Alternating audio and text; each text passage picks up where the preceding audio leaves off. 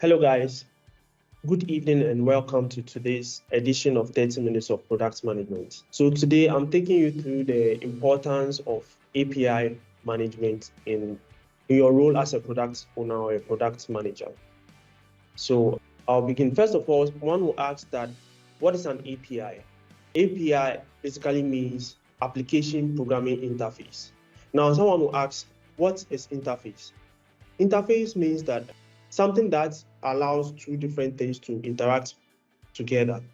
So human beings, for example, our brains, and then we have our neurons and blood vessels and other things like that. But then the brain cannot interact with another brain. So if I am me and then I have a friend who is called Joseph, I wouldn't be able to interact with Joseph if I have only a brain and Joseph also has a brain. So something must come between myself and Joseph through which we can communicate. And that is what the interface is. So when it comes to human beings, the interface is going to be our body. So with my body, I have a mouth, I can be able to talk, and I can be able to make sounds. I can be able to make signs and things like that. That can help me to communicate. That can help me to communicate with the other person. So that is what an interface is. So APIs basically are intermediaries that enable communication between different software applications. And APIs also act as messengers that will translate requests and then response between applications. The example that I gave was between myself and then a friend who is called Joseph. So when Joseph speaks, the interface, which is his body or his mouth, would translate it into a language. And then when he also speaks back to me, the interface, which is his body also, will translate it into a language that we both can understand. So with APIs, there are like set down procedures or rules by which the different applications will be able to understand each other. So that's basically what an API is. Okay. Now, someone will ask me, okay, Lee, if I want to develop a software and I want to use the API method of creating a software, what are the different types that there are? There are the open API types. Those are APIs that are open to the general public. So for example is, let's say Facebook, right? You can hook onto the Facebook API so that anytime that you send a message, like a Facebook message to your Facebook wall, it will show on maybe your application. Maybe you've designed an application, like let's say a mobile application, and then you want any time that you send a message on your Facebook wall, it will also show on that particular application. You can hook onto the Facebook API. So basically, like I explained, API is basically like a middleman a middleman that kind of connects the two different applications. So the API, the Facebook API is going to connect your application and then the Facebook application also. So that's what the public API is. We also have partner APIs. So with the partner APIs, those has to do with business interest. So maybe I'm a software development company that provides payment services for other people. And then there's another company that wants to design, let's say, a marketing place, like an e-commerce site. So we know that with e-commerce sites, for there to be seamless integration, we have to kind of implement some sort of payment so that people wouldn't have to be doing physical cash anymore, but everything is going to be smooth and simple. So in such situations, we can go into a business agreement so that anytime that there's a transaction on that platform, payment can also be done through my API that I provided to that business partner.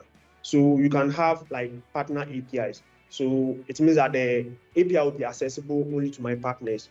We also have internal APIs. So the thing about internal APIs is that those are APIs that can only be accessed by people in like the company, the producing company. So if, let's say, Lean Icon produces an API and it is only developers in Lean Icon that have access to it, we call it an internal API. We also have composite API. Those are APIs that are combining different APIs to produce, like, let's say, a single API. You understand? So like, let's say I've created an API that does payment integration, and then that particular same API also takes Google API. So Google gives, we have Google Maps where you can have access to locations and things like that. So maybe I've created an API, and my API is also using the services of the Google API, and I'm combining different APIs. That's called a composite API. Okay. Now, the main topic, which is the importance of the APIs in product development. Someone asked me that, what's the use of API to me as a product owner or product manager? What's the use of the API? Now, when I build, and then I build everything as a monolith. Monolith means that you are building in such a way that your front end, your back end, and whatever component of the software that you are building, everything is in one. If you build it in that way, you see that at the end of the day, you are the only one that can be able to use those functionalities. But you can't have other partners hooking onto your app because you built it as a monolith. But then when you build it as APIs, you separate them, you split them, then you can be able to make it accessible to other people. So when you create APIs, it enhances interoperability, which means that there is communication between systems and then platforms. And then there can be integration of third-party services. When you build an API, so when you build an API, let's say when you build your backend services as APIs, it is not only you that can be able to use it, but then it also speeds up your development. So let's say if Link Icon Technology builds a payments platform, right, for let's say an e-commerce site that we are building, but then we build the payment service as an API. What is going to happen is that when we are building another platform or another software, which is, let's say, a banking app or an insurance app, because we built previously we built the payment service as an API, it means that this new banking app or platform that we are building, you can make use of that API that we built before by following the communication protocols that it requires. So those are some of the use of the API. So it means that you wouldn't have to rebuild another payment service in this new banking platform that you are building. It also improves flexibility. As you can see, once it is something that you can make use of in another project, it means that it is modular. So you can connect it into different applications or platforms where that kind of functionality is needed. Now, with everything, we know that everything has a life cycle. Even human beings, we have a life cycle. So you are born, after you are born, maybe you go to school, get married, you start having children, you do all of those wonderful things, and then finally you die. So APIs also have life cycles. So the life cycle of an API starts from the planning stage. So in the planning stage, that's when you iron out, okay, what's the purpose of this API that I'm building? So if it's a payment API, then you know that what are the things that I'll need to make sure that a payment goes through. And then you define the purpose for which you are building that API. You also define what your business objectives are. So you are not just building in isolation, but then you are building to achieve some business objectives also.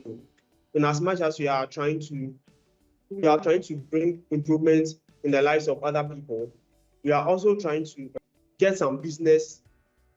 You're also trying to get some business done to earn some money. You also iron up your scope. Okay, so what exactly should this API that I'm building, what exactly should it do?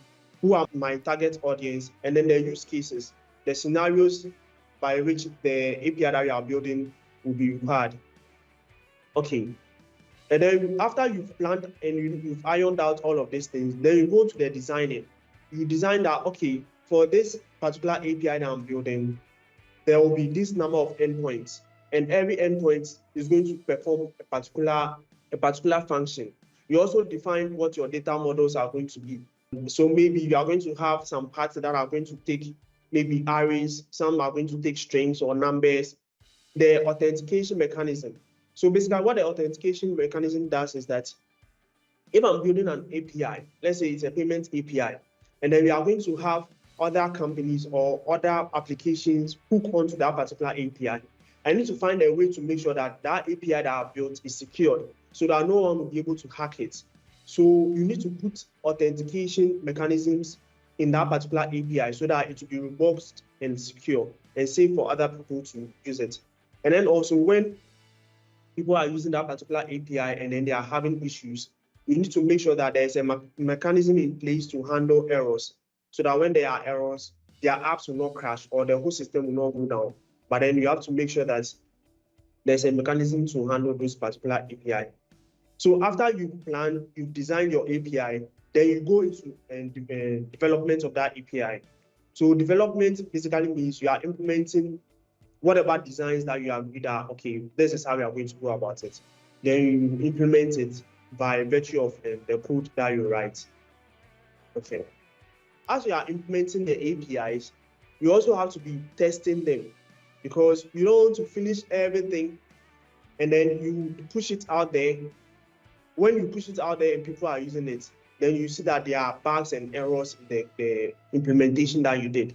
But then as and when the development is going on, you are also doing your testing. So you can see that I think the last time there was 30 minutes product management, we had the DevOps in software development.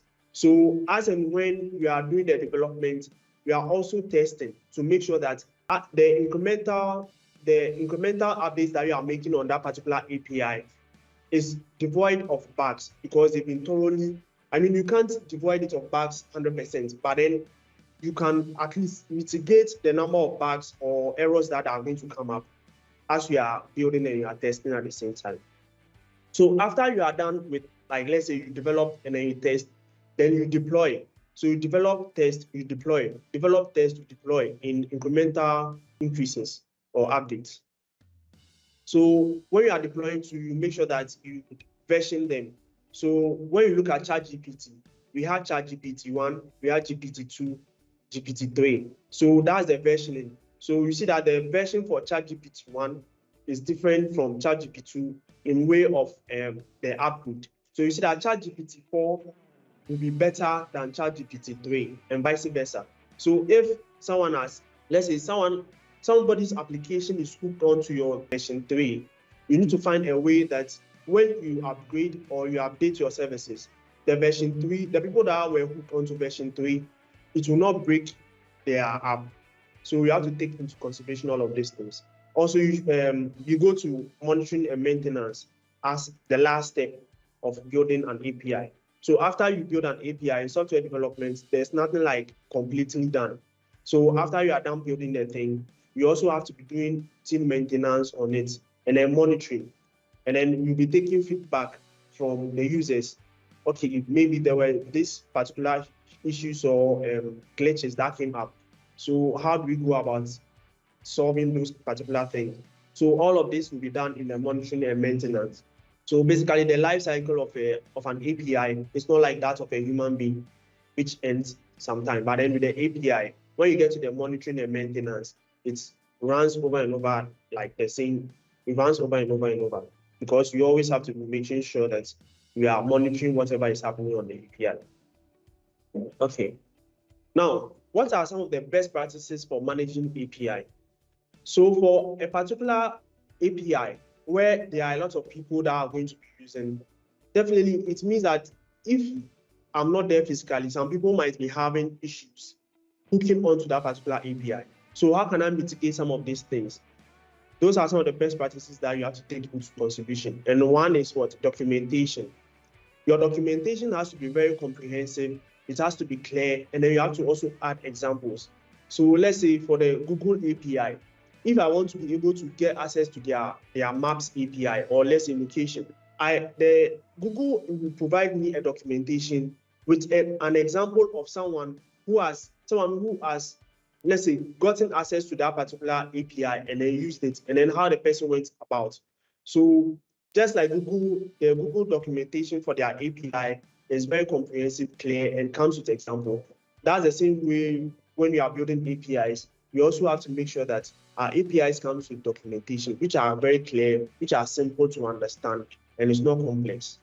Also, when you are building APIs, you have to make sure that they are secured. Before you got here, I mentioned the authentication, so that anyone that is using your API, you can be able to know whoever is using it, so that people will not be using it for malicious purposes. Versioning. You also have to version your APIs. So you have version 1, version 2. version 3, and also have to make sure that even as you are versioning it, there's compatibility. So that, let's use WhatsApp for example. Let's assume WhatsApp is on version 20 right now, and then there are some people who are using version 17.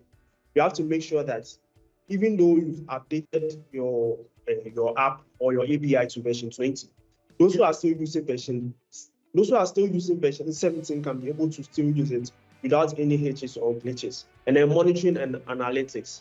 But when you are building an API, you have to make sure that you put in place tools and processes by which you'll be able to monitor and then analyze everything that is going on. So that when there is a lot of traffic on your API, a lot of traffic basically means that when there are a lot of people that are using your API, it means that there's going to be a lot of stress on that particular server. So that when things like that are happening, you know what you have to do. Maybe you have to scale vertically, or you have to scale horizontally, or you have to add more security or any of those things. You have to make sure that you take into consideration all of these things when you are building your APIs as a way of going along with the best practices. And then the last thing on the best practices is community and support. You have to try and create community of developers, and then provide support for people that are having issues with connecting to your API. So if, for example, you have a payment API, definitely you will have companies that will be trying to get access to your API. Example is the e-commerce site that I was talking about. So we have Paystack like this, and then Stripe, which is a payments platform. A lot of developers use their APIs to provide payments platforms on their apps. So with let's say software providers or API providers like Paystack, what they have to do is that they will have to provide a community of developers, which also have, let's say, internal people from Paystack that will be there to help people who are having issues with their API. Yeah. And then they should provide support for them. So if someone is trying to get access to your API and they are having issues on your website, there should be a available contact, whether by email or phone, so that they can be able to reach out to you for help. Yes. So I've spoken about a lot of things, but then it's not all of them that you can do yourself. Some of them you need tools to be able to help you to do that. And then some of these tools are APIG for API management platform. So it's a platform that you can use to manage your APIs. So after you build your APIs, which is like in terms of writing code and all of those things, you have to have it on a platform that will help you to be able to monitor, let's say, the traffic and things like that. So you can use the API gateway, the AWS API gateway, sorry. You can use the Azure API management tools also. Like I mentioned, when you are building your API, you have to make sure that you are testing it as part of the best practices. So you can use Postman to test, you can use SOAP UI, you can use JMeter also. Some of the monitoring tools are New Relic, you can use Datadog, you can use Splunk. And then documentation tools, like I mentioned, you have to have documentations for your API where developers can go through and then know that, okay, so if I want to access this particular functionality on this API that has been created for me, this is how I have to go about it. So some of the tools that can help you to document easily so that developers will find it easy integrating into your API is by using Swagger, Redoc, and then API blueprints. So I've mentioned a lot of API. Now, examples of them are the Twitter API. What it does is that it integrates Twitter functionalities. It helps you to integrate Twitter functionalities. So let's say anytime you make a tweet out there, you want it to appear on your software platform or whatever it is, you'd make use of the Twitter API. I think they also have some payment functionalities and things like that of which you can use. And then the Twitter API gives a lot of support. So if you're having issues with that, there are available mediums through which you can get access to contact persons from Twitter to help you out. We also have the Stripe API, which is used for payments processing, and it has very, very easy integration. We also have the Google Maps API. Basically, what it does is that you see that when you go to some websites, you'll be able to see some maps on there. You know, they didn't have to go and then map out that whole area and then do, let's say, UI, UX and stuff like that to be able to show you that map. But then they get access to the Google API. and then they integrate the Google API into their website. So it's like something that they would have done if they were doing by themselves. It would have taken a longer time. By integrating into the Google Maps API, that whole process has been shortened for them. And then we also have the Nalo API. Nalo is a company in Ghana that provides messaging services. So if you want to send bulk messages and things like that, you can hook into their API. So anytime you want to send messages to your customers using the Nalo API, you can just send bulk messages to other people. Now, with everything that we are trying to build, there will definitely be some challenges, and then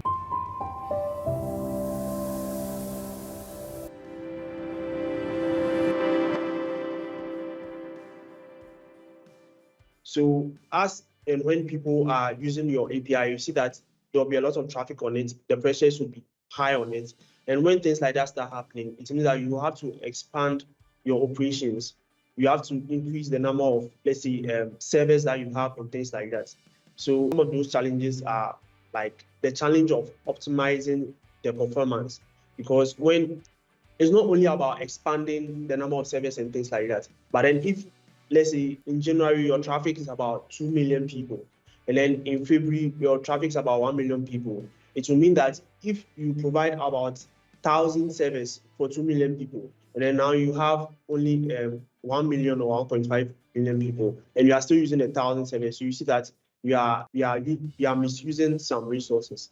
So you would have to be able to put in place ways to mitigate such situations so that you are optimized in way of your performance. So as and when you need to increase the number of servers that you are able to put in place ways to deal with all of these things. Also, security. As and when a lot of people are hooking onto your API, you have to be upgrading your security measures so that there wouldn't be people who are doing nefarious things on your platform and you are not able to track them. No matter how much security you put in place, there are always people who try to outsmart the system. So you also need to have people in your company or internal people who are always trying to find way by which the platform or the API that you built can be breached, so that you can find ways to mitigate all of those issues. And then also the version management that I was talking about. You have to find a way to provide migration guides so that when you migrate from your version, let's say version 5, and you are going to version 6. I think right now iOS is on version 17. So when they are going on version 18, we have to find a way to help people to be able to know how to migrate from their version 17 to version 18. If maybe they are going to lose some data or something like that, you have to let them know. You have to put into place systems to guide them through. In conclusion, what I can say about API is that APIs are very, very crucial for modern product development, because if it wasn't for API, it means that anything that you are building, you have to start from scratch. But then API gives us the ability to build things in modular. So we can build a software platform where you are using Google Maps API, you are using Stripe API for payments, you are using Twitter API for, let's say, messaging and things like that. And then instead of you having to build all of those things yourself, you are able to hook onto APIs that have been created by other people to kind of simplify the process for you and make it fast for you. Okay. And then we can also say effective API management involves planning, designing, developing, testing, deploying, and always doing some maintenance. Always follow the best practices and use the appropriate tools in your API development process. All right. Thank you very much for attending this particular session.